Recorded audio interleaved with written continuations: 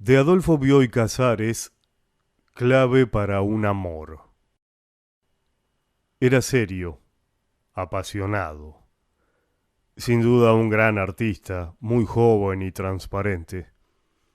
Quiero decir que, si uno lo miraba con alguna atención, descubría su alma.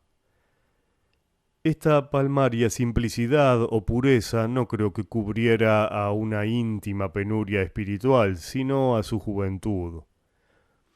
Johnson pasaba por ese momento en que la confusa, ilimitada, la proteiforme adolescencia ha terminado y el ser ya definido muy poco sabe del ajetreo de la vida que desgasta y empareja. Sí, tenía parte en ello ese momento de la juventud, pero más aún la extrema dedicación con que él atendía la disciplina de su arte. No es el subrepticio eco del título de un cuento de Kafka lo que me induce a calificar así el trabajo de Johnson. En todas las actividades cabe el arte. Se revela en el estado de ánimo con que las cumplimos y resplandece en la excelencia de la ejecución. Que la actividad corresponda o no a cierta preestablecida jerarquía tiene poca importancia. Y aquí me siento inclinado a deplorar que los argentinos, a diferencia de Johnson, trabajemos como amateurs, como caballeros, pero no como artistas. Como quien se reserva para un puesto mejor y provisoriamente cumple una tarea más o menos desagradable. Pero ¿quién se atreve a condenar? ¿Acaso tal actitud suponga mucha lucidez, algún desdén por el afán y un orgullo ingénito y nada vil? Por lo demás, el muchacho era extranjero y el año que llevaba en Buenos Aires de ningún modo atemperó su consagración al trabajo. Griffin Johnson había nacido en la ciudad de Chester, en el límite de Inglaterra con Gales.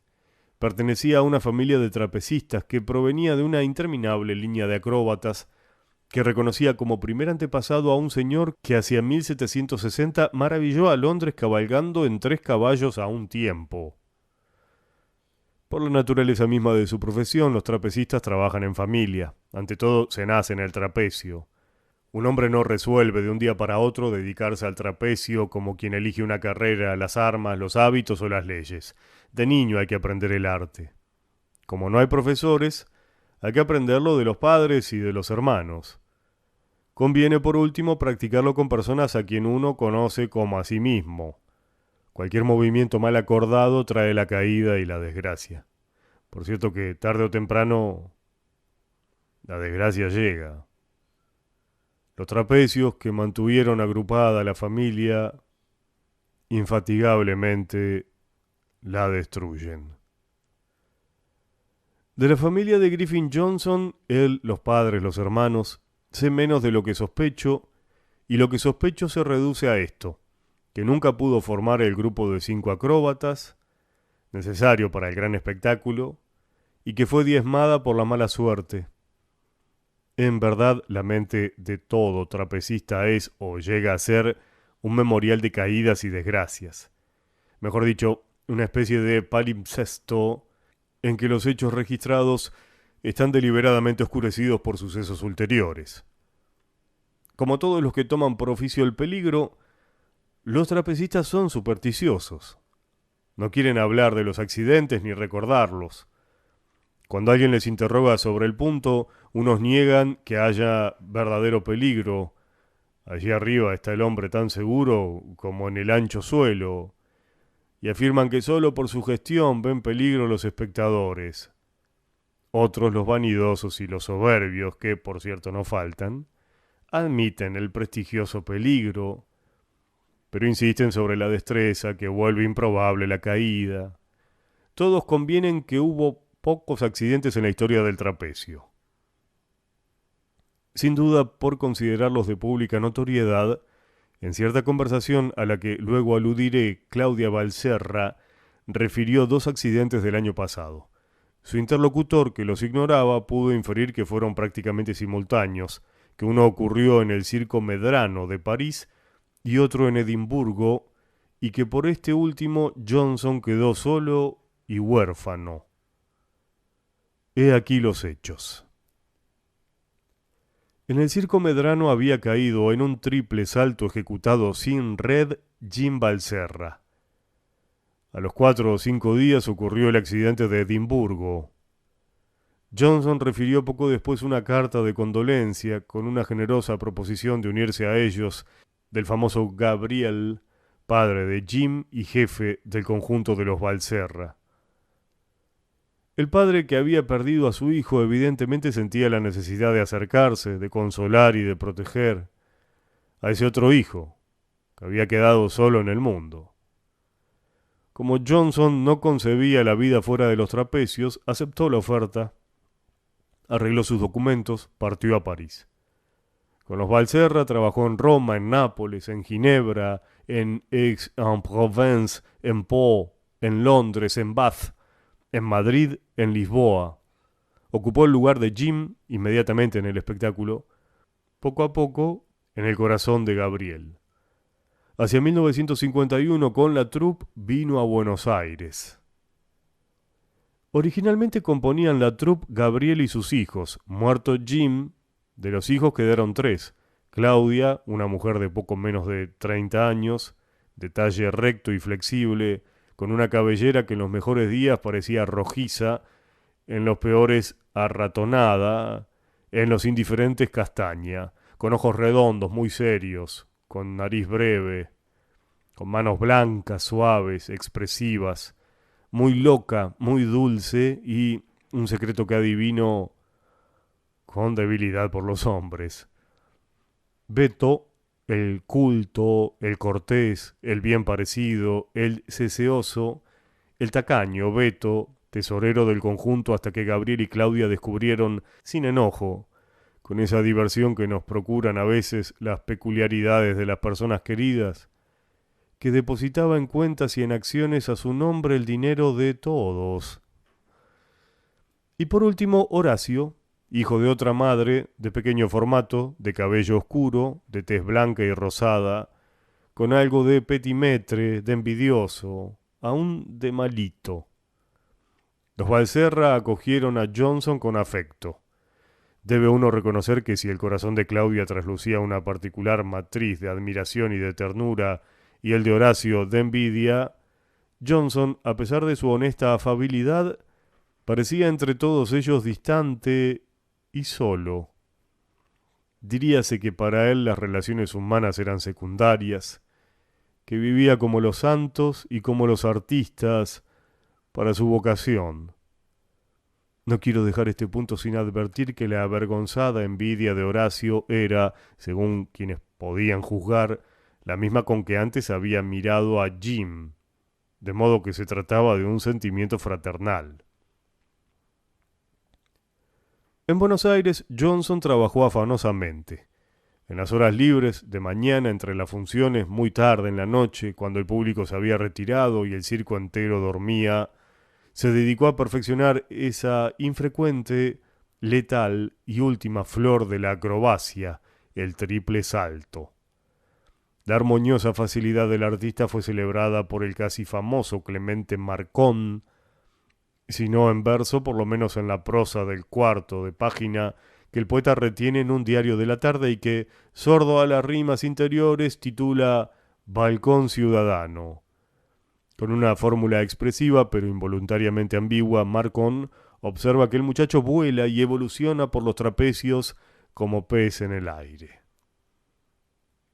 Dominando el triple salto mortal, Johnson emprendió el estudio del cuádruple salto, acrobacia prácticamente imposible, lograda tan solo por saltimbanquis orientales y acaso quiméricos. Entonces empezaron a ocurrir accidentes anómalos. En pruebas menores, la vista o las manos o el sentido del ritmo fallaron. Varias veces Johnson estuvo a punto de caer. Gabriel Valserra dijo: «Estás cansado. Por un tiempo debes dejar el trabajo». Johnson no lo escuchó. Una noche poco después aconteció la caída. El público se mantuvo en silencio, ignoraba si había presenciado un accidente o una acrobacia. Cuando vio que Johnson, incorporándose en la red, por fortuna para ese espectáculo habían extendido la red, cuando vio que Johnson, saludaba, frenéticamente aplaudió. Al otro día, Gabriel Valserra apareció con un médico. Este se interesó en el relato de los accidentes que culminaron en la caída, examinó a Johnson, diagnosticó surmenage y prescribió reposo por 20 días en la montaña. A principios de septiembre, Johnson partió hacia un lugar de los Andes del lado chileno, no lejos de Puente del Inca. Lo buscarían allí sus compañeros en viaje a Santiago, donde la troupe completa debería presentarse el 23.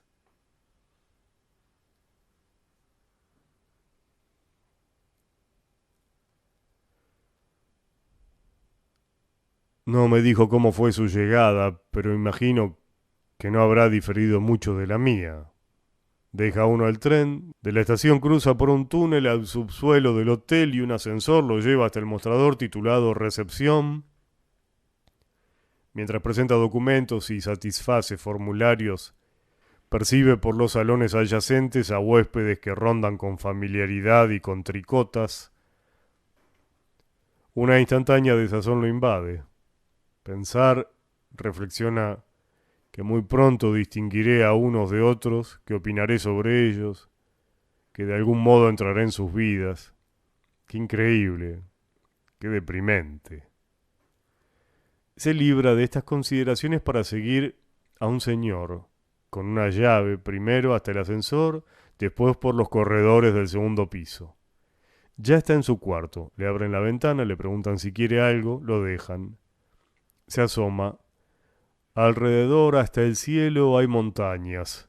Muy pronto le informarían que el sol sale a las 10 y que se pone a las 4. Con mano trémula se desabrocha el cuello, murmura: he caído en un pozo. He de estar loco.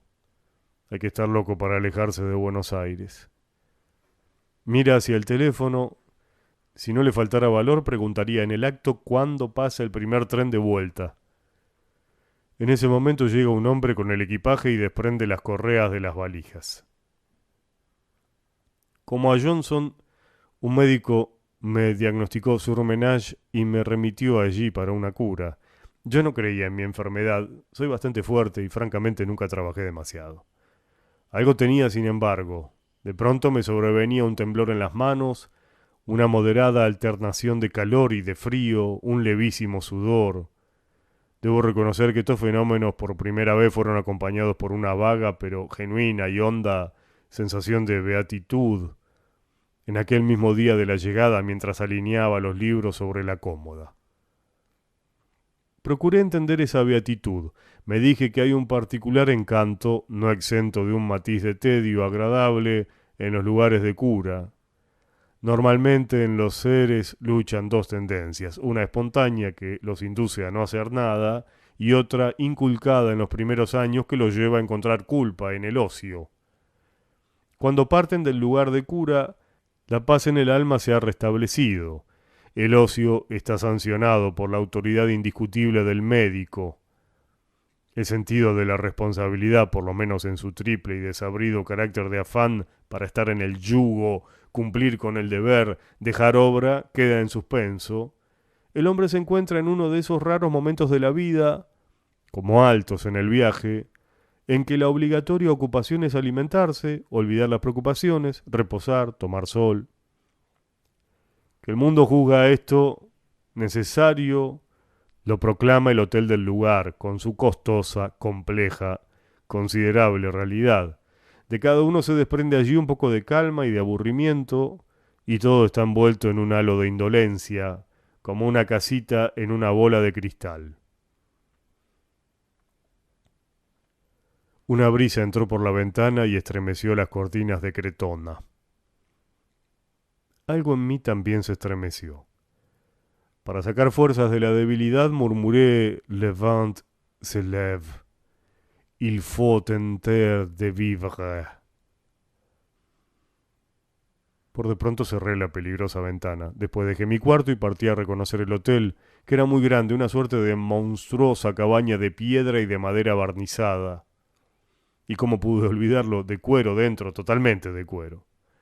Aún hoy yo no veo sobre una mesa una de esas perfumadas cajas de cuero sin una contracción de espanto.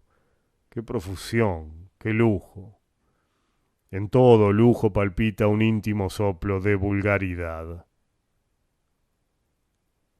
Ocasionalmente, por mimetismo o armonía, con algunos estilos, el Luis XV, el Luis XVI, no desentona, pero con qué ímpetu desborda la vulgaridad en el estilo rústico de los millonarios y de los hoteleros. Como la temporada había acabado, el hotel estaba casi vacío. Por todas partes yo intuía, sin embargo, una presencia indeterminada. Al penetrar en cada una de las vastas y desoladas cámaras, me creía a punto de sorprenderla. Parecía que hubiera quedado un fantasma de la vida que poco antes hubo allí. Parecía que, aplicando con atención el oído, aún pudiera recogerse el eco de ese tropel de gente. Entonces me reveló el lugar un nuevo encanto, el de los días que siguen al fin de la temporada. Lo sentimos ansiosamente porque está mezclado con la nostalgia por las cosas que pasan, con la angustia por querer retener lo que ya se ha ido. En el subsuelo hay una librería y cigarrería, una boîte, unos casilleros y un taller de esquíes, una enfermería, una peluquería, una sala de juego, donde los aduaneros disputan perpetuos partidos de ping-pong. En el primer piso están los salones, el comedor, la tienda principal, el templete, el cinematógrafo. En los pisos de arriba las habitaciones y la terraza del solarium. Lo que me asombró fue el templete. Por lo pronto, con su elegancia y con su inmaculada blancura, resultaba una agradable anomalía en medio de esa inundación de rusticidad y de cueros.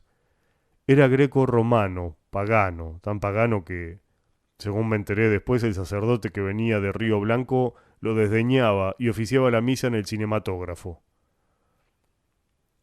Con alguna dificultad para orientarme llegué a la recepción. Apoyándome en el mostrador y con aire confidencial, me dirigí a uno de los estilizados señores que ahí atienden, con sus impecables negros jackets, en medio de turistas arropados de manera de eludir todo convencional estiramiento y de exaltar la variada fealdad humana, parecen los últimos vestigios de la moribunda raza de los señores. Pregunté, ¿qué explicación tiene ese templete pagano tan distinto del resto del hotel? El señor me miró con una alarma y con un disgusto que su inveterada cortesía procuraba disimular. Sospechaba sin duda que yo le llevaba alguna queja. Parecía convencido de que en mis palabras iba a descubrir de pronto alguna enojosa referencia al mal funcionamiento de los teléfonos o de las cañerías de un baño. Por fortuna otro señor, de espíritu más ágil, intervino. Opinó que el portero, a quien llamó concierge, podría informarme. Este hombre, ancho, sanguíneo y, acaso por contraste con los señores de la recepción, notablemente despierto, me dijo que el templo era todo lo que subsistía de un hotel anterior, construido por un tal Martín Bellocchio Campos. Proseguí con mis averiguaciones. ¿Por qué? Dije. El señor Bellocchio habrá construido un templo greco-romano. No tengo idea, contestó el portero.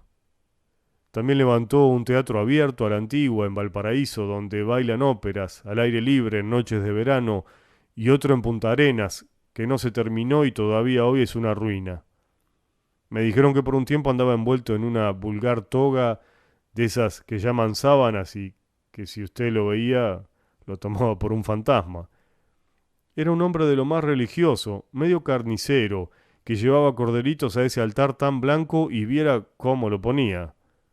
No es milagro que el turista protestara y acabara por irse para no volver con ese olor a sangre que pica en las fosas nasales y con el templo y buena parte del establecimiento a la miseria con la sangre de los lanares degollados. Me confirmaron esto los aduaneros que jugaban al ping-pong. Algunos habían alcanzado a tratar al señor Veloquio, hombre notable, al parecer, por sus hermosos ojos celestes, su mirada despierta y sus modales tranquilos. Me aseguraron que en la juventud había viajado por Grecia y por Roma, o que había leído el libro de Víctor Duruy sobre los griegos, y que desde entonces quedó hechizado por el mundo antiguo hasta el punto de perder su fortuna en anfiteatros y de creer en la mitología pagana. De Baco era particularmente devoto. El templete del hotel estaba consagrado a ese dios. Todo esto y mucho más, arteramente, sonsaqué de un aduanero zurdo. Después de cada partido, el pobre zurdo hablaba un poco del señor Veloquio, de Baco y de las supersticiones lugareñas. Sinceramente hablaba con cuentagotas. Me proponía otro partido y yo no podía negarme. Qué saque tenía el bárbaro, daba gusto verlo jugar. Me ganó así como 1.500 pesos chilenos, pero yo en materia de información le chupé la sangre, como se dice. Averigüé en un ratito que Veloquio conmemoraba todos los años la fiesta del dios, llamada Liberalia, que en esa oportunidad Baco infaliblemente aparecía, en otras también, por supuesto, que abundaban los duendes, que en la cordillera había sombras extrañas, y como a esa altura la mente funcionaba de modo anormal, podía cada uno interpretarlas de acuerdo a su fantasía, que todos los pobladores eran supersticiosos, aún las sociedades anónimas, la del nuevo hotel no se atrevió a derribar el templo de Baco, que en Puente del Inca había un fantasma inglés conocido por el futre, que en ocasiones propicias de la profundidad de la laguna de enfrente emergían con las negras y lacias cabelleras impecablemente peinadas, con el ropaje seco, 4 princesas indias, etc.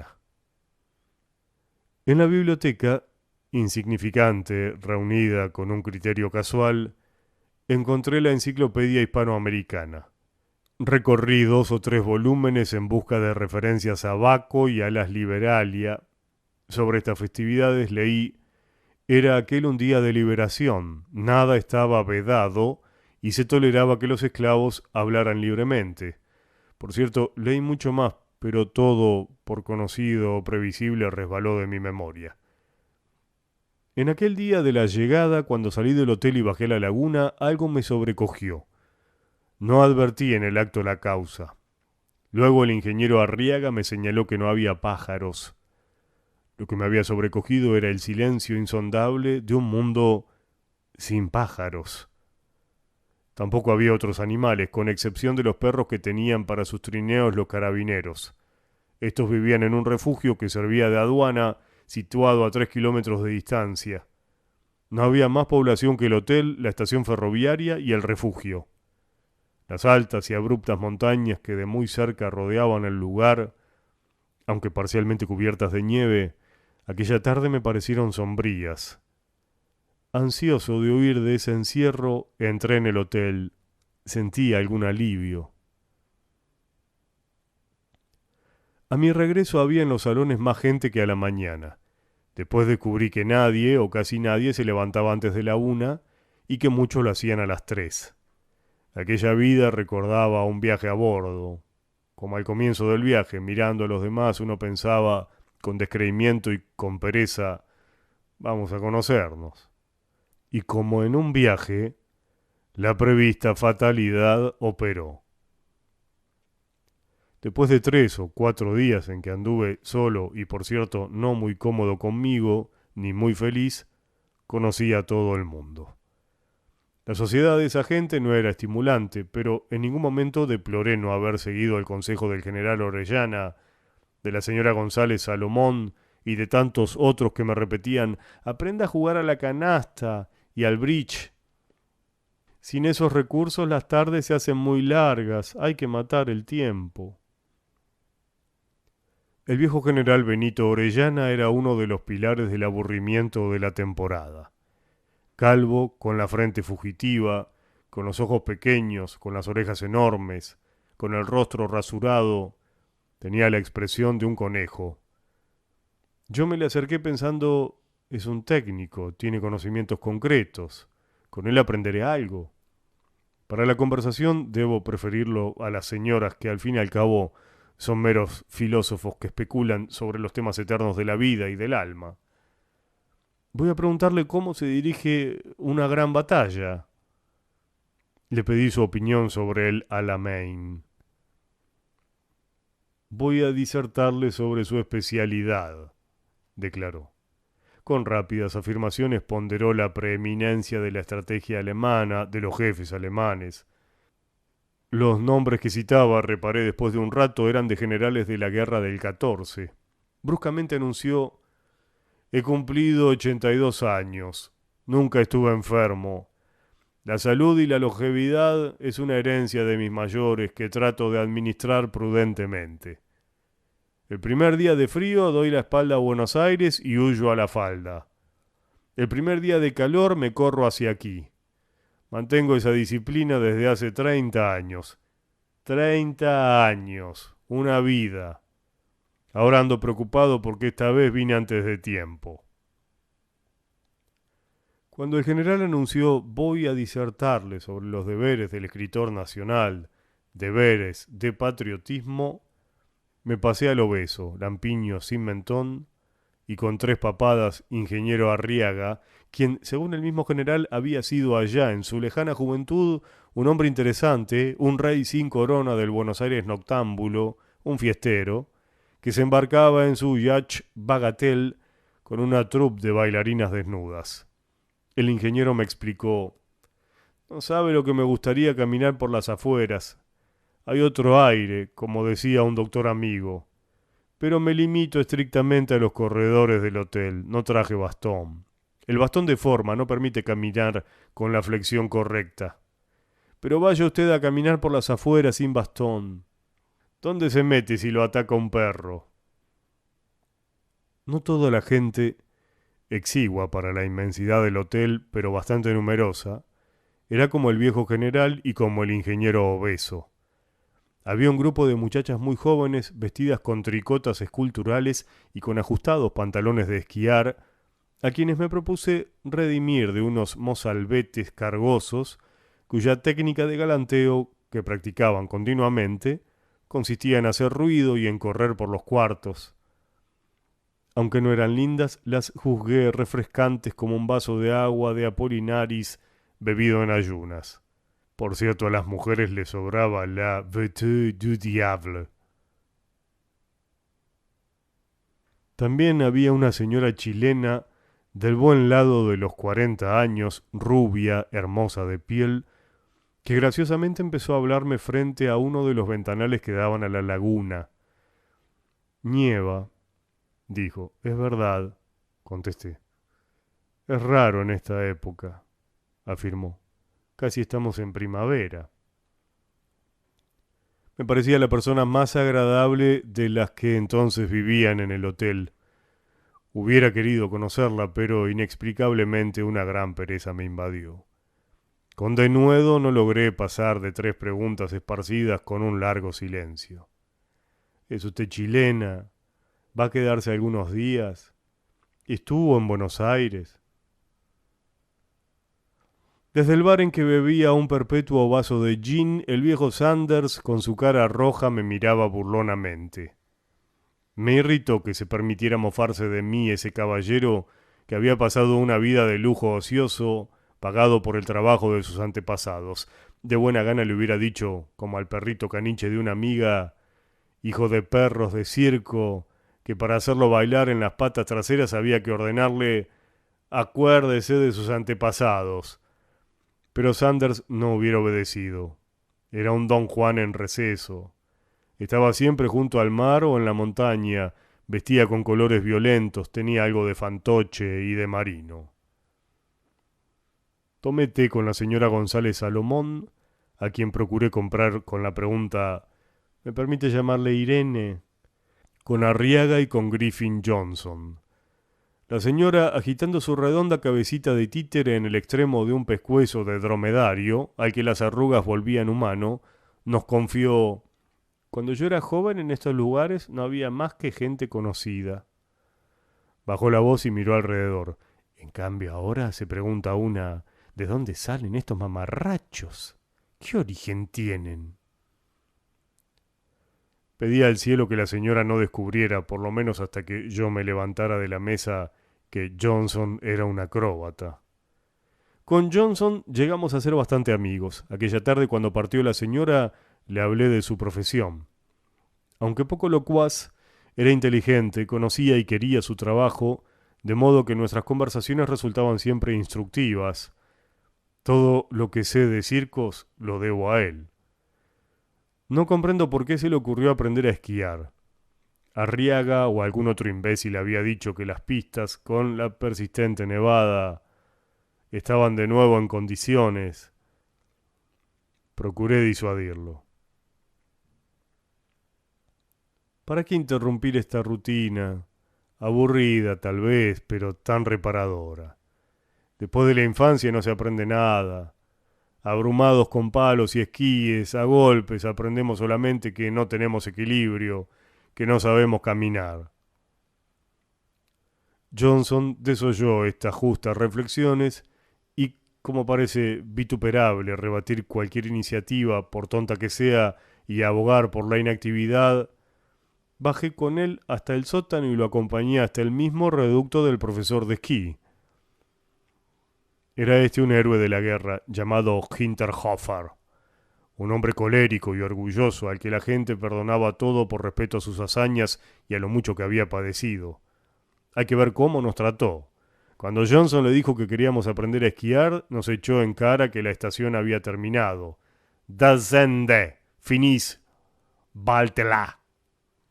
Que todos los demás profesores, un manojo de ineptos, habían partido para sus casitas, que estaba solo, que tenía mucho trabajo. Mude, crank, barruct. Con algún enojo contesté, en esas condiciones no tengo ningún interés en aprender, ningún interés. Hinterhofer no me oyó. Convino con Johnson que no perdía la calma alguna hora de un día de la semana siguiente para la primera lección.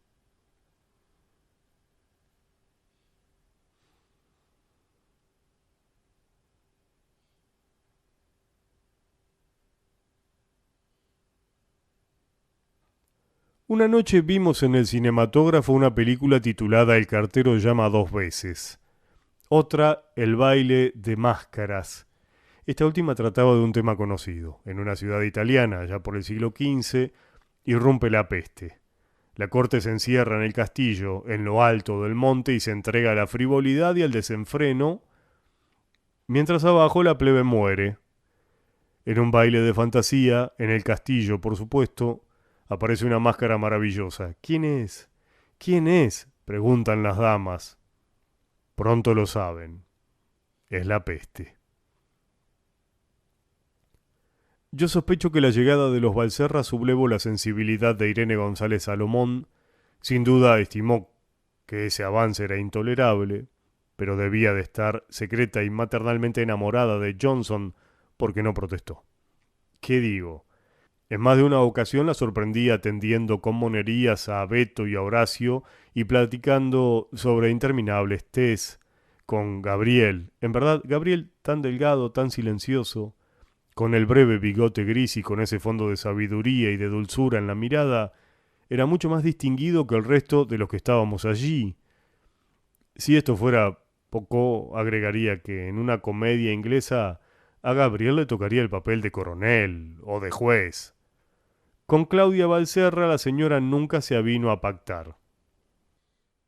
Capricho imperial, como sorpresivamente observó el viejo Sanders. Por lo menos en cuanto a Claudia estábamos de acuerdo con Sanders. Era la mujer más delicada, más graciosa, más encantadora que habíamos conocido. En cambio, Irene... ¿Por qué entorpezco el relato con este desperpento? Cuando en la realidad procuraba no mirarla. Desairaba a Claudina y congeniaba con las chiquilinas de las tricotas y con sus molestos muchachitos. Una mañana, aprovechando una ausencia, momentánea sin duda, de los muchachitos, me acerqué a esas adolescentes y les referí la entrevista con el profesor de esquí. Debo reconocer que estuve gracioso. No conseguí que se rieran. Quería mucho a Hinterhofer. Había sido un héroe, un miles gloriosus, etc. En un esfuerzo de galantería les propuse que ellas me enseñaran a esquiar. Se excusaron. Adujeron que partían con sus amiguitos, cuando no al día siguiente, a una excursión por la montaña. Esto resultó cierto, pero no lo es menos que esas chiquilinas inexpertas me trataron como si las apartara de mí no sé qué intransitable distancia de generaciones. Peor aún, me llamaron señor. Filosóficamente me dije, es un error de información, no saben que soy joven, hay que perdonarlas. Pero inútil negarlo, después de la conversación me sentí muy viejo. Esto me pasa, pensé, por alejarme de Buenos Aires. Allí lo conocen a uno, la gente está prevenida, no ocurren estas cosas. Al otro día, 13 de septiembre, nevó copiosamente. La ruidosa juventud había partido temprano a su excursión. Yo creí que por unas horas benéficas podría olvidar a estas muchachitas desagradables y a sus chevaliers servants. Por unas horas las olvidé, luego... ¿Cómo fastidiaron? Así habían planeado las cosas. Para el 13 el viaje de ida. El 14 lo pasaban en un refugio en la cordillera, no sé dónde. El 15 regresaban. Antes de que fuera noche debían estar en el hotel, pero no les importó mucho, por lo visto, tenernos con cuidado, como dijo atinadamente Irene González Salomón. También estuvo acertado el general cuando observó: la gente de hoy, con especialidad los jóvenes, echan a la broma la palabra empeñada. El mal que aqueja a la República, óigame bien, es una insensibilidad al compromiso. Muy justo, convino Arriaga. Llevo el coche al taller, me lo prometen para una fecha, voy a buscarlo de lo más campante, los señores no lo han tocado. Por suerte que no tengo bastón, porque si no le rompo la crisma. ¿Y nosotros? Preguntó Irene Salomón con un hilo de voz. ¿Desde cuándo estamos esperando a los pintores? Ya no me acuerdo. Tenemos la casa que da miedo. Pero estoy con cuidado con estos chicos que no vuelven.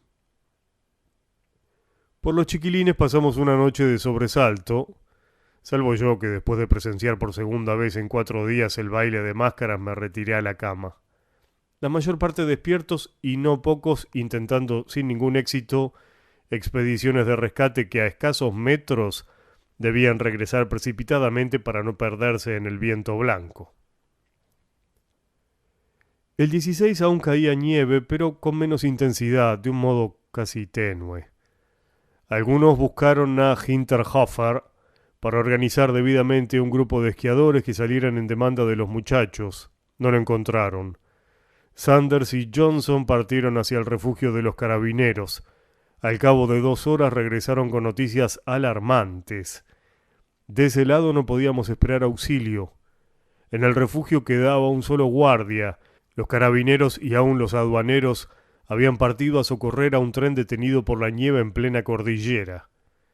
Nuestros amigos traían cuentos de aludes y de soldados que se habían extraviado a pocos pasos de su cuartel y que habían muerto petrificados, desnudos, porque en el viento blanco uno siente un gran calor y despavorido se quita la ropa. La muerte los fulminó de pie y quedaron como un grupo de estatuas de piedra blanca. Esto no había pasado en aquellos días, sino años antes en algún otro temporal, pero el relato nos llegó con las noticias de lo que estaba ocurriendo y aumentó nuestra desazón. Estas noticias, menos pintorescas y trágicas, tenían un rasgo común: todas eran malas. Las vías del ferrocarril que habían saltado ayer hoy estaban cubiertas por varios metros de nieve. Los palos del telégrafo y del teléfono también habían desaparecido de la vista. En resumen, estábamos completamente aislados. Tal vez para distraernos, el círculo de oyentes lo mirábamos con una inconfundible expresión de abatimiento. Sanders refirió que durante la primera mitad del trayecto hacia el refugio tuvo que dar a Johnson indicaciones referentes a cómo llevar los palos pero que muy pronto Johnson esquió mejor que él. Probablemente en estas palabras había alguna verdad y mucha exageración. Encontrarnos tan bloqueados no era agradable. Por una grotesca desviación del juicio caí en la manía de recordar con remordimiento los días anteriores al temporal, cuando pude salir y no lo hacía. Encerrado en el hotel, creí que iba a asfixiarme. Continuamente me acercaba a las ventanas, en la esperanza de que hubiera ocurrido un milagro que nos permitiese huir. Arbitramos juegos de sociedad.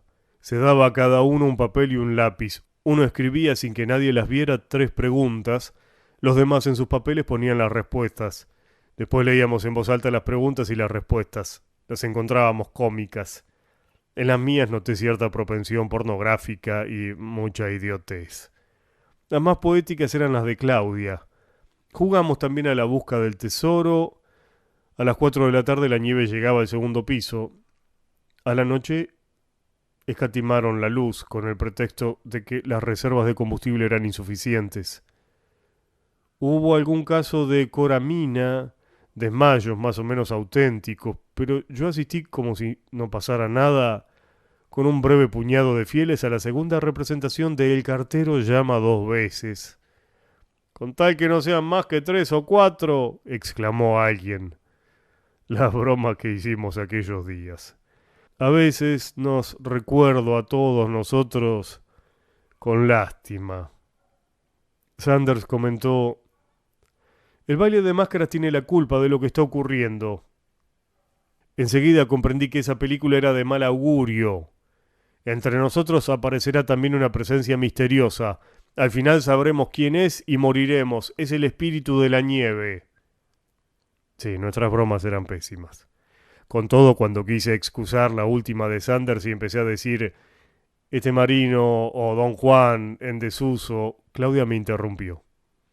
Es verdad, como los marinos tienen la tristeza del mar, él tiene en los ojos la tristeza y el amor de todas las mujeres que lo han querido. Y el pobrecito, vestido como un arlequín, lucha para no dejarse vencer por los años. Pero no le tenga lástima. Lucha valientemente y a todas nos trae locas. No creo que a ella la trajera loca, a la chilena sí. Claudia estaba enamorada, pero no de Sanders. ¿Cómo expresar el cambio que se produjo a medianoche? Yo diría, tal vez, que fue una transfiguración espiritual. Como si para enfrentar la terrible situación cada uno se hubiera despojado de lo secundario y de lo contingente. Parecía también que algo de la sutil frialdad de la nieve que arreciaba afuera se hubiera comunicado al aire en que nos movíamos. Pero no era esa una frialdad que paralizaba, sino al contrario. Nos encontrábamos más livianos, más despiertos.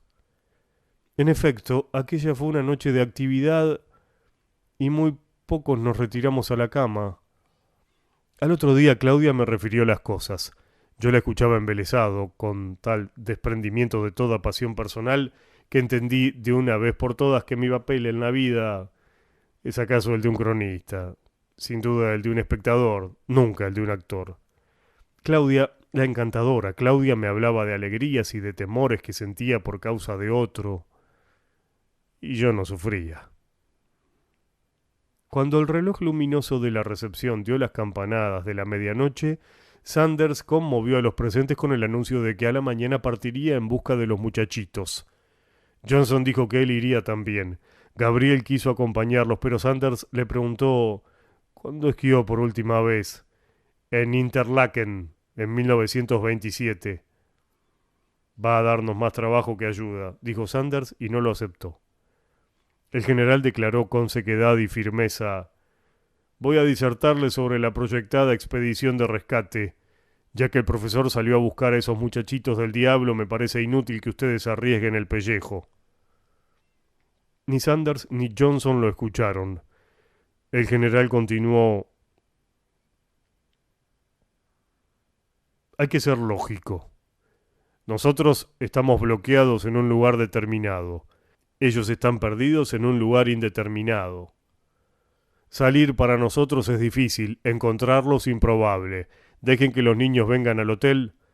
La prudencia aconseja que nos quedemos, como la sabia naturaleza que nos bloquea manda, quietitos, quietitos. Dios proveerá. Para la tranquilidad de todos los involucrados en este asunto, puedo comunicarles que disponemos, según me he informado, de una reserva de provisiones satisfactoria. Con esto, buenas noches. Con eso el general Orellana se levantó de la silla, inclinó la cabeza y partió a su dormitorio, tan seguro de su derecho al reposo como lo estaba aquel glorioso colega suyo que en medio de los fulminantes avances de los alemanes, al comienzo de la guerra del 14, no perdió una hora de sueño. Casi al mismo tiempo la chilena y un señor de la recepción hablaron. «Dudo de que el profesor de esquí haya ido a buscar a los muchachos», dijo la primera. «No estoy autorizado para referirlo», dijo el segundo. «Pero en estos instantes me llega la noticia de que algún ladrón misterioso acaba de dar un golpe a la despensa. Nuestras reservas no son ahora tan satisfactorias». Sanders, que era bastante conocedor de aquel sector de la cordillera, se dedicó a estudiar los mapas. Claudia propuso: «¿Vamos a organizar la búsqueda del ladrón?». Tomados de la mano, corriendo, partieron a registrar el hotel. La chilena con Horacio, Claudia con Johnson. Beto fue solo. Dijo Claudia que al salir de la biblioteca donde estuvieron todos reunidos, descubrió en Irene González Salomón una mirada de odio. Aquella busca les deparó sorpresas. Horacio y la chilena se toparon con Beto, plantado en la puerta de una de las habitaciones del sexto piso, que estaba prácticamente clausurado. Beto procuró que no entraran en la habitación, pero cuando los otros lo echaron a un lado y se encontraron con media despensa amontonada en la cama, en las sillas y en la cómoda, sostuvo que él había encontrado ahí las provisiones robadas y, para evitar el escándalo, les aconsejó no hablar. Comprendieron que Beto era el increíble ladrón. Horacio le confió después a Claudia que debió contenerse para no llamar a la gente, pero que de pronto quedó aterrado, como si hubiera descubierto que su hermano estaba loco. De algún modo sabía que no era así, pero aquella ridícula, miserable y desmesurada expresión de la capacidad de Beto era demasiado atroz para tomarla en serio. Había que olvidarla como si hubiera ocurrido en un sueño. Toda aquella noche parecía un sueño. Tal vez para disimularse mutuamente que el episodio había sido penoso, continuaron la expedición por los altillos del hotel. En un último desván encontraron a ese falso héroe de la guerra, a Hinterhofer. Se había ocultado ahí para que no lo obligaran a partir en busca de los muchachos. Cuando oyó los pasos de Horacio y de la chilena se arrinconó tanto, se contrajo tanto, que al salir no pudo incorporarse y por un tiempo considerable anduvo en cuclillas, como un enano colérico. Fue el primero en hablar de la musiquita. Dijo, con el orgullo herido, que 10 Horacios y 10 chilenas no bastaban para casarlo, que a él no lo atrapaban si esa musiquita no lo hubiera aterrado. Yo comenté con ocurrencias que, para mí al menos, conservaban intacta la virtud de provocar la risa. La musiquita que Hinterhofer oyó o inventó. Me miraron con una expresión extraña, como abstraídos en reflexiones, y, sin esmerarse mucho, sonrieron. El humorismo de buena ley estaba perdido con aquella gente. En cuanto a Claudia y a Johnson, esa noche descubrieron su amor. Se miraron e instantáneamente lo supieron. Después, a la manera de todos los amantes, buscaron el destino, es decir, encontraron en algo que pasó desapercibido el día que se conocieron, o en lo que se dijeron una vez, o en lo que sintieron otra, signos premonitorios, pruebas de que, si no conscientemente, de un modo más hondo, siempre lo sabían, y claros testimonios de que sus vidas de lejos venían encaminadas. Pobre muchacha, no quería engañarse.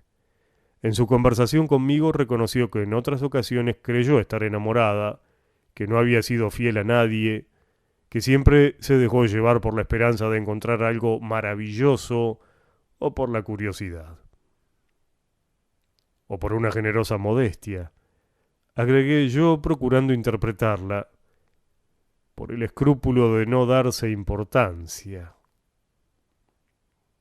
No dijo que sí ni que no, y habló de cansancio, de futilidad, de amargura. Pero ahora, aseguró, ahora estoy enamorada, ahora sé, ahora sabe que no será infiel, concluí impacientemente y acaso con mal gusto me incliné en una reverencia, intenté una broma. Y yo elijo este momento para conocerla. Tuvo la bondad de sonreír. Siguió hablando de la noche. Johnson y ella no querían acordarse de la futura mañana que traería la separación, quizá definitiva, porque la expedición de rescate era una temeridad. Es justo reconocer que en ningún momento Claudia le pidió que renunciara a la expedición, ni que él pensó en renunciar. Esa noche fue para ellos generosamente larga, misteriosamente larga. Cuando llegó por fin el otro día, el viento amainó. A las 10 había cesado de nevar. Sanders apareció. Johnson besó una mano de Claudia, pensando quiero más a esta mano que a todas las personas del mundo, y los dos héroes partieron nítidos y diminutos en la blancura de la cordillera. Silenciosamente los mirábamos. Cuando Irene González Salomón echó a llorar y con la cara entre las manos corrió a su cuarto, oír el llanto de una vieja trae mala suerte. Aunque no faltaron incidentes, el día transcurrió con lentitud. Gabriel Valserra practicaba esquí por los alrededores. Los demás leíamos o conversábamos, pero alguna parte de nuestra atención esperaba a los expedicionarios.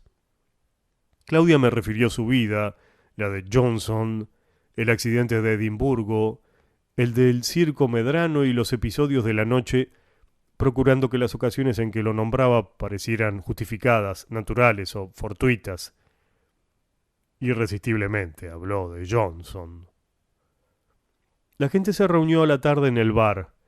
De vez en cuando alguien se levantaba y se acercaba a las ventanas. Claudia iba a decirme algo de una procesión de músicos y de bailarines cuando la vieja Irene soltó el llanto. Cómo anhelé que nadie lo advirtiera. Cómo anhelé que ese llanto asqueroso no tomara cuerpo. Secretamente me enojé con la pobre Claudia al verla inclinada sobre la vieja consolándola. La vieja no contestaba, pero, como si las palabras de Claudia la conmovieran, lloró con más ímpetu. Todos mirábamos. De pronto el cuadro se animó infernalmente y relumbró un metal. Yo no comprendí enseguida lo que había visto. La vieja sollozaba en brazos de la chilena. Un segundo antes, como una gata rabiosa, había embestido. Si la chilena no se interpone y con mano segura no desvía el golpe, la vieja hubiera clavado en el pecho de Claudia esa tijera abierta. Después nos quedamos a oscuras. Trajeron velas, explicaron que se había acabado el combustible. Gabriel observó, si no hay alguien que desde lo alto haga señales con una luz, no van a encontrar el hotel. Beto partió al solario con un farol de querosene. Al rato subí yo. Hay que ver el vientito que soplaba. Por más que agité el farol, no conseguí vencer el frío. En cuanto llegó Horacio a reemplazarme, bajé y me bebí una taza de té bien caliente. Vamos a la terraza, dijo Claudia. Quiero ver qué está haciendo Horacio. Volvieron muy pronto. Lo que habían visto era increíble, la oscuridad completa. Beto corrió escaleras arriba para averiguar por qué su hermano había apagado el farol. Alguien dijo después que se tomaron a golpes. Lo cierto es que Beto quedó allí haciendo señales y que Horacio en el bar nos habló de la musiquita. Dijo que al oírla sintió que debía apagar el farol. ¿Apagarlo? Repetí como un eco. ¿Para qué? Para que se perdieran todos, Johnson y los otros. Para que murieran de frío. Les tuve odio. Es atroz. El aspecto melodramático de las declaraciones de Horacio me dejó sin cuidado. No así el aspecto que podríamos llamar técnico. Oída únicamente por Hinterhofer, la musiquita era sin duda un embuste. confirmada por Horacio, era por lo menos un problema. Sin embargo, el hecho en las circunstancias de Horacio resultaba más incomprensible aún que en las de Hinterhofer. En muchos dormitorios hay receptores de radiotelefonía. Bien pudieron Horacio y la chilena, o Johnson y Claudia, o cualquier otra persona abrir el contacto de uno de esos aparatos. He aquí más o menos explicada la musiquita oída por Hinterhofer. Digo más o menos, porque desde el día anterior no funcionaba la radiotelefonía en el hotel. Pero, ¿qué sé yo de estas cosas? Las condiciones que interrumpieron la audición habían tal vez cambiado. Mas, ¿cómo explicar la música oída por Horacio en la solitaria elevación del solario? O al hablar de confirmación me equivoqué. Se trataba simplemente de un caso de sugestión.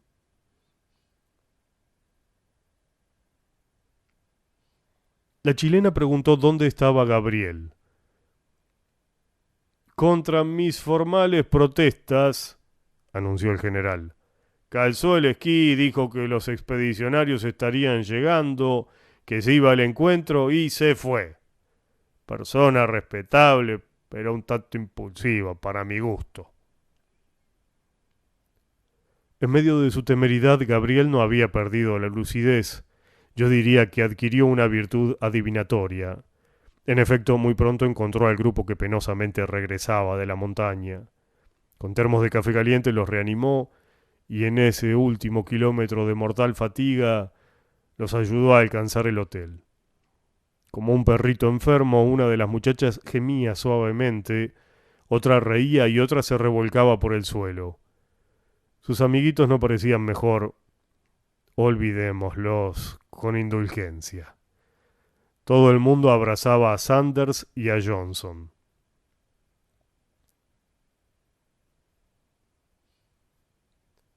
Esa noche, más temprano que de costumbre, llamaron a comer. Magnánimos vinos regaron la comilona y el tono, en aquel salón que en días anteriores pareció lúgubre, era de fiesta. La alegría nada pudo, sin embargo, contra el cansancio. Antes de las 10 nos retiramos todos a los dormitorios. Yo me dormí sin dificultad y previsiblemente soñé con la musiquita. Como suele ocurrir en los sueños, la ilusión fue persuasiva. Creí que la musiquita o su causa estaba en el cuarto junto a mi cama. Desperté sobresaltado. Después de un rato comprendí que no volvería a conciliar el sueño. En mi vida había estado tan despierto. Como si un misterioso poder me habitara, analicé la fantástica realidad de aquellos días. Recordé lo que me había dicho el aduanero y lo que yo había leído en la enciclopedia hispanoamericana. El motivo de la conducta de cada uno resplandeció extrañamente. El despecho de Horacio, el miedo de Hinterhofer, la codicia de Beto, el coraje de Sanders. En cuanto a mí, la pregunta me dejó sobrecogido, con una mezcla de aprensión y de esperanza. ¿En qué día celebraban las Liberalia los romanos? Estaba seguro de haber visto un 17. Sabía el lugar de la página en que se hallaba el número, pero en cambio no recordaba el mes. Averiguar esa fecha era perentorio. Saqué de las cobijas un brazo que instantáneamente se enfrió. En vano oprimí, aún no había corriente, el botón de la lámpara. Saqué el otro brazo, encendí un fósforo, encendí la vela. Diríase que esa pobre y claudicante lucecita reveló la vasta oscuridad en que me encontraba. Me estremecí. Francamente, sin calefacción, en aquel hotel hacía frío. Salté de la cama, me envolví en ponchos, empuñé el velador y frente al espejo murmuré: con tal que las muchachitas que me dicen señor no me vean con este aspecto. Salí del cuarto, me interné por el interminable pasillo, alcancé la escalera, empecé a bajar. Por momentos parecía que una brisa imperceptible fuera a apagar la llama. Yo me detenía, la miraba afianzarse. Encandilado proseguía mi camino en dirección a la biblioteca. Entreví hacia la derecha, a lo lejos, un movimiento claro, como de un efímero rayo de luz. Oí pasos. —¿Quién anda? —pregunté. Una voz anómala me contestó: «El sereno». Apareció el hombre enfocando con su linterna. En los libros que yo leía cuando era chico, esas linternas terriblemente se llamaban sordas. «No puedo dormir», expliqué. «Me ha entrado una duda sobre algo que leía a la tarde en un libro de la biblioteca. Hasta que no vea ese libro no tendré paz, cosa del insomnio». El sereno me miró con atención. Después de unos instantes observó: «Está temblando», repliqué. «Hace frío». «Voy a prepararle un tecito caliente», propuso el hombre. Hablaba como si estuviera mimando a un niño. Por la manera de pronunciar prepararle y tecito, descubrí que era alemán. «Bueno», dije, «pero primero acompáñeme hasta la biblioteca. Si se apaga la vela me desoriento y me pierdo para siempre». Llegamos. Puse la vela sobre la mesa y saqué de los estantes 2 o 3 tomos. El sereno partió a prepararme el té. En verdad, yo hubiera preferido que se quedara con su linterna. Cuando hojeaba los volúmenes, la llama se estremecía y poco faltaba para que se apagara del todo. Yo estaba ofuscado. Primero no di con el artículo, después con el párrafo. Finalmente leí: «Roma celebra estas festividades el 17 de marzo». Más me hubiera valido no abrir de nuevo esos malditos libros. Donde esperaba hallar una confirmación para mi hipótesis, encontré la primera discrepancia. La fecha no coincidían. No diré que todo se derrumbaba, pero ¿por qué negarlo? Aquello era una grieta. Me consolé pensando en la innata sabiduría de la memoria y del olvido, de la memoria que retuvo el 17, útil para la hipótesis, del olvido que absorbió el marzo perjudicial. Estas insulceses muy pronto fueron barridas de mi consideración. Lo primero que advertí solo pasó en mi alma. ¿Cómo lo expresaré? ¿Fue mi respuesta lo que aún no había oído? Tenuemente, agradablemente, me sofocó una suerte de júbilo intelectual, como si estimulada por algún excitante, la facultad de interpretar y de entender se hubiera desarrollado de manera prodigiosa. Yo me estaba solazando, no sin pudor escribo el verbo, con la renovada energía de mi inteligencia cuando ocurrió algo extraordinario. Desde ese instante olvidé todo lo personal, las vanidades, grandes y pequeñas, la conciencia del peligro. El hecho me llegó al principio con aparente incertidumbre, como percibimos paseando por un jardín la fragancia de un arbusto, y la perdemos y volvemos atrás para recuperarla, o como en el campo, en un día de estío, entre el cálido vaho del trébol, descubrimos en un lugar que parece inestable, pero que al retroceder de nuevo encontramos la sutil frescura de una corriente de agua subterránea. Gradualmente aumentó y se volvió más definido el tumulto, como si una muchedumbre pasara junto a mí. Ese tránsito apagó la vela, pero no reparé en ello. Estaba embelesado con el acordado rumor de los instrumentos, flautas, címbalos, con el eco de la gritería y de los bailes. Luego la presencia o la procesión se fue de la biblioteca. Siguiéndola a través de los salones oscuros que recorrí sin el auxilio de ninguna luz, llegué hasta la puerta. La abrí y me pareció que se alejaba y se desvanecía en la noche aquella música feliz. Detenido en el umbral, aún atento a la invisible partida, entendí todo. A mi lado alguien habló. «Va a tomar frío». Era el sereno, me traía el té. Cuando estábamos cerrando la puerta me volví bruscamente. «¿No ve nada en la nieve?», le pregunté. Dijo que no. Yo creí ver como las huellas de un gigante que se alejaba. Me sentí extenuado. Me dejé caer en una silla y silenciosamente bebí una taza de té. El sereno, que había cerrado la puerta, me miraba complacido. Llené una segunda taza y le pregunté, ¿usted es europeo? Sí, señor, contestó. Mi pueblo viene a quedar entre la Selva Negra y el Rin. Entonces dígame, ¿qué mes corresponde allá en su pueblo a nuestro septiembre? El sereno abrió la boca y no dijo nada. Cuando acá es invierno, aclaré. Allá es verano. Cuando acá es otoño, allá es primavera, ¿de acuerdo? El hombre se dio una vigorosa palmada en la nalga y exclamó con alegría, «De acuerdo. La primavera empieza en Europa el 21 de marzo. Marzo corresponde... ¿Qué fecha es hoy?», le pregunté. «Hoy es 17 de septiembre».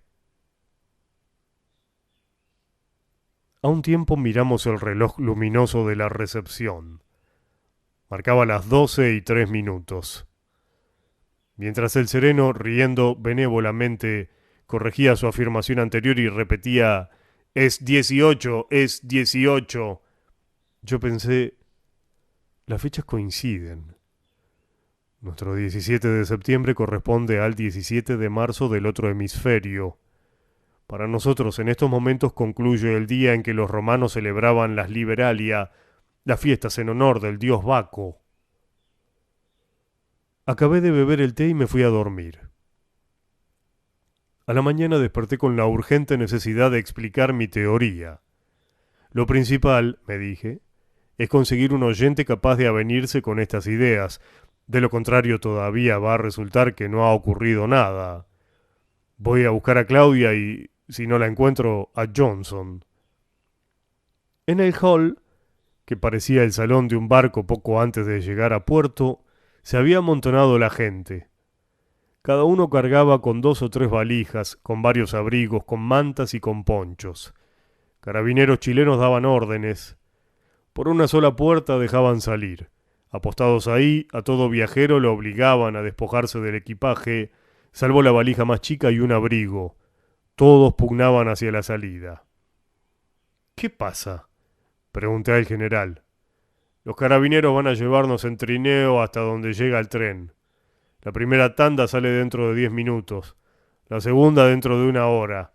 A la tarde estaremos en Santiago. Los equipajes nos siguen dentro de 3 o 4 días». Divisé a Johnson que estaba cerca de la puerta. A fuerza de codos me escurrí entre la gente y lo alcancé, lo tomé del brazo. «Todavía no he visto a Claudia esta mañana», me dijo con aflicción. «Ahora voy a verla. Está en los trineos. Voy con ella en la primera tanda». «No puede ser», repliqué y levantando la voz añadí impertinentemente, «la primera tanda para las mujeres, los viejos y los niños». Los carabineros aceptaron mi sugestión. En cuanto a mis compañeros de hotel, los que estaban llegando a la puerta por poco no me golpean. Johnson no dijo nada, pero me miró con ojos de incomprensión y de tristeza. Yo creo que en ese momento, a pesar de todo su coraje, estuvo a punto de llorar, porque no lo dejaban juntarse con su amiga. Pobre Johnson, cómo lo mortifiqué. Diríase que mi facultad de entender y de sentir había concluido la noche anterior a las 12, o por lo menos que de nuevo yo estaba entendiendo con mi habitual lentitud y sintiendo con mi celebrada despreocupación. Estas reflexiones no me abatieron. Al contrario, me entró una comezón de actuar. En mí son raras y efímeras. Para aprovecharla me puse al lado de Irene González Salomón y la abordé con cierta pregunta. Se ruborizó, como si recordara algo que le avergonzaba, llamándome joven. Miré alrededor con la inútil esperanza de que alguna de las muchachitas oyera. Dijo que le gustaría saber quién era yo para interrogarla y acabó por contestar afirmativamente. Enseguida me corrí al general, repetí la pregunta. Cuando asintió, sus consideraciones eran superfluas, mi teoría quedaba confirmada. Lo dejé pronunciando la consabida disertación sobre el punto. Por último hablé con Beto. Reconoció que sí, como era previsible. ¿Para qué andar con misterios? Le pregunté si habían oído la musiquita. Los de la segunda tanda tuvimos que esperar bastante. La anunciada hora entre la primera salida y la segunda se prolongó a más de 3. En algún momento encontré a Johnson en el bar. ¿Todavía por aquí?, le dije. Le señalé una mesa. Para él pedí algún alcohol. Para mí un té, y en cuanto empezamos a beber, acometí la explicación de los hechos de la víspera. No me demoré en antecedentes ni en preámbulos. El 17, declaré, todos actuamos en carácter, como reza la frase. Demasiado en carácter para que fuera natural. Era como si un autor hubiera trazado nuestra conducta. El cobarde actuó con una pura y diáfana cobardía, los intrépidos con el más extremado coraje, el villano con absoluta perfidia, los enamorados con un amor que no conocía reservas, etc. La esencia de cada uno, buena o mala, obró con libertad. Todo esto me pareció raro. No es lo que habitualmente encontramos por el mundo. Más evidentemente rara era la cuestión de la musiquita.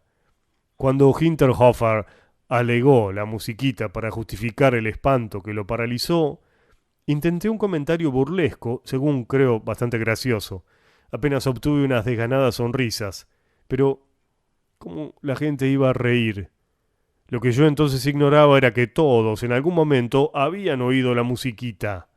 Cada uno la oyó en el momento de mostrarse, por así decirlo, en carácter. Horacio, cuando atacó a Claudia, quién sabe qué fondo sanguinario hay en la señora. Beto, cuando robó las provisiones. Yo lo oí, intercaló Johnson. Lo descuento, repliqué irritado por la interrupción. Y yo también. ¿Por qué he de ser menos que los otros? Pero déjeme explicarle. Un aduanero zurdo que conoce la historia y las historias del lugar. Gracias, me dijeron. Levanté los ojos y comprobé que el autor de esta nueva interrupción era el aduanero en persona. Identifiqué una silla, pregunté si podía continuar y ya con la veña de este posible y temible tercero en discordia, afirmé. El señor me refirió que el primitivo dueño del establecimiento, un tal Veloquio, era devoto de Baco. Parece que año tras año celebraba las Liberalia, fiestas en honor del dios, y que Baco infaliblemente aparecía en la fecha. Hasta aquí, de acuerdo, pero ¿cuál era la fecha? Según la enciclopedia que está en la biblioteca, los romanos festejaban las Liberalia el 17 de marzo. Veloquio la festejaba el 17 de septiembre, aseguró el aduanero. Por el cambio de estaciones, dije con algún orgullo. El 17 de marzo de Europa corresponde en nuestro hemisferio al 17 de septiembre. El 17 de septiembre tenía pues que aparecer Baco. Bien, señores, el dios apareció. ¿Alguien lo ha visto?, preguntó con incredulidad el aduanero. Como generosamente lo reconoció el señor, yo soy un enamorado de las leyendas del lugar. En pos de no sé qué noble utopía las busco, las recopilo y las estudio. ¿Cuál es el premio de tanto afán? ¿No daría yo mi brazo derecho por haber visto siquiera una vez al antiguo dios Baco, a las princesas de la laguna, o por lo menos al fantasma de la competencia, al futre de Puente del Inca? Mentiría si dijera que los vi. Ni en sueños, caballeros, ni en sueños. Nadie ha visto al dios Baco, repliqué. Pero en cuanto a sentirlo, ¿qué digo sentirlo? Mucho más. En beneficio del aduanero repetí mi explicación. ¿No encuentra significativo, proseguí, que el 17 actuáramos de una manera tan sin matices, tan pura, tan insólita? Interrogue a Beto Valserra, a Horacio, a la señora González Salomón, a cualquiera de nosotros. Todos le diremos lo mismo. Nos tocó sufrir una transformación misteriosa. Oímos una música de flautas y el paso de una muchedumbre alegre. Un poder sobrenatural entró en cada uno y exaltó su verdadero fondo, odio, amor, coraje o lo que fuera. Oh, sí. Cada uno recibió la prodigiosa visita de Baco. Se llama teofanía, ese momento en que un dios nos habita. Con una ansiedad que advertí retrospectivamente, preguntó Johnson: ¿hay que atribuir al Dios todo lo que sentimos el 17? Hay que atribuirle la exaltación de nuestros sentimientos, contesté. En la enciclopedia pueden encontrar la frase que da la clave del asunto. Se refiere a las liberalia y dice algo así: aquel era un día de liberación, nada estaba prohibido y se permitía que los esclavos hablaran libremente. Como ustedes no ignoran, en las religiones antiguas todo era simbólico o, si prefieren, nada era casual. Ni los emblemas de un bajo relieve, ni el color de la túnica del sacerdote, ni las palabras del rito, ni la manera de celebrar una fiesta. Yo creo que, sin caer en las exageraciones de los psicoanalistas, podemos descubrir en la frase un sentido profundo. ¿Qué significa el día de liberación? Que si Baco prevalece, nadie sujeta sus verdaderos sentimientos, y los esclavos que hablan libremente, la pasión o el reprimido fondo de cada uno, que irrumpe sin freno. Sobre los símbolos hay un capítulo muy curioso en Plutarco. Lo que me detuvo no fue la deprimente melancolía de Johnson, fue la expresión de embeleso del aduanero. Quiero decir que parecía un idiota. ¿Se siente bien?, le pregunté. Mejor que nunca, aseguró mirando hacia adelante con los ojos como dos monedas. ¿Por qué me dejé arrastrar con la cuadrilla a socorrer a ese tren bloqueado? El año próximo ni Dios me mueve de aquí. Baco apareció, ya no dudo, y tal vez aparezca de nuevo. ¿Sabe lo que acabó de convencerme? La musiquita. Fue, señor, como si la estuviera oyendo. Plutarco, el mismo Plutarco ratifica lo que usted nos cuenta de la musiquita. En los varones ilustres, usted hallará el tomo en la biblioteca, refiere que el ejército de no sé quién sitiado en Alejandría oyó una musiquita y un tumulto así. Era Baco que los abandonaba. Y el 17 a la medianoche, dije, yo la oí cuando se iba el dios.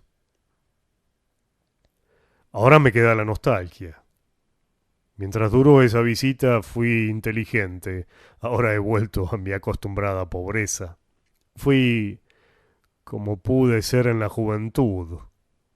Hay un momento en la juventud en que todo es posible, en que todo es poco en la inmensidad de nuestra vida. Por pudor no reproduzco el final de la peroración.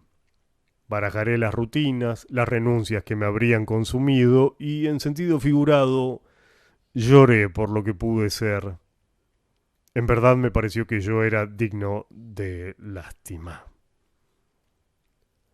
Casi no reparé en Johnson.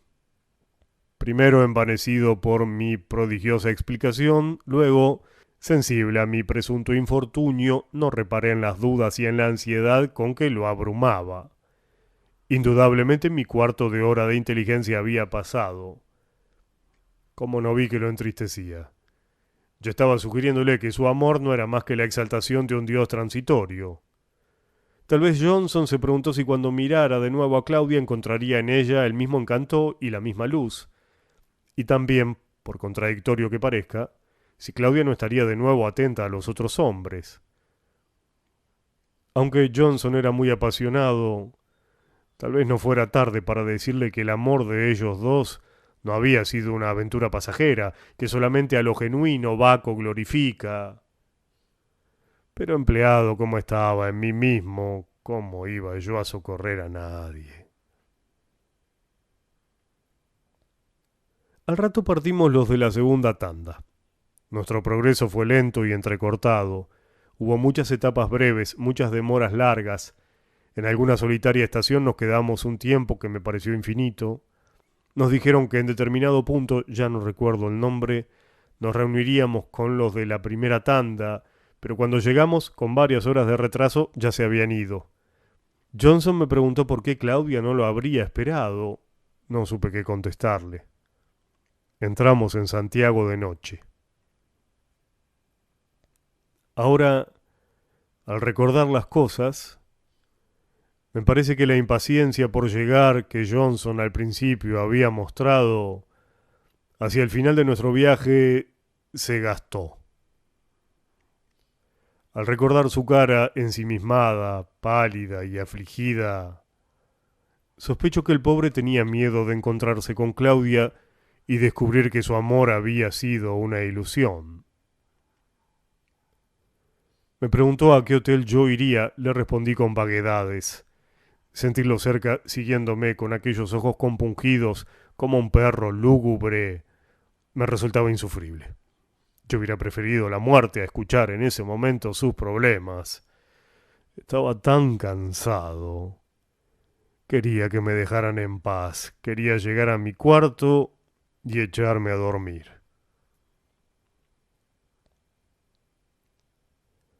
Al otro día no lo vi, aunque la señora González Salomón, el general Orellana y el ingeniero Arriaga vivían en el mismo hotel que yo. Pronto olvidé. Como olvidamos a los compañeros de una travesía en barco, a mis amigos de la temporada andina, a los acróbatas y a los otros.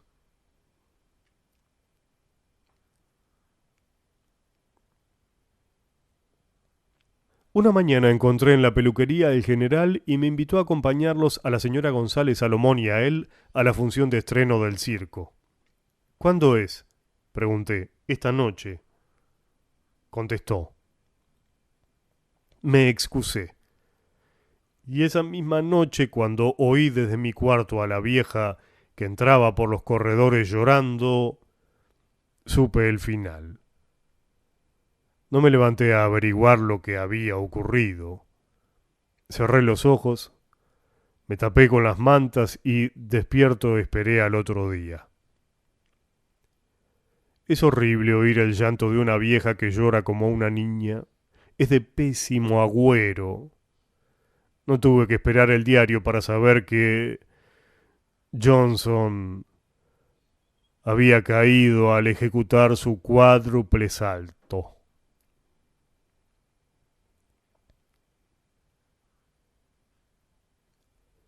A la tarde pensé llevar unas flores al muerto y visitar a Claudia, pero no, me dije, no debo revolver aquello. La historia está concluida. Ya nada puedo hacer por el muchacho sino respetar su memoria. Por lo demás, creo conocer a Claudia y me conozco.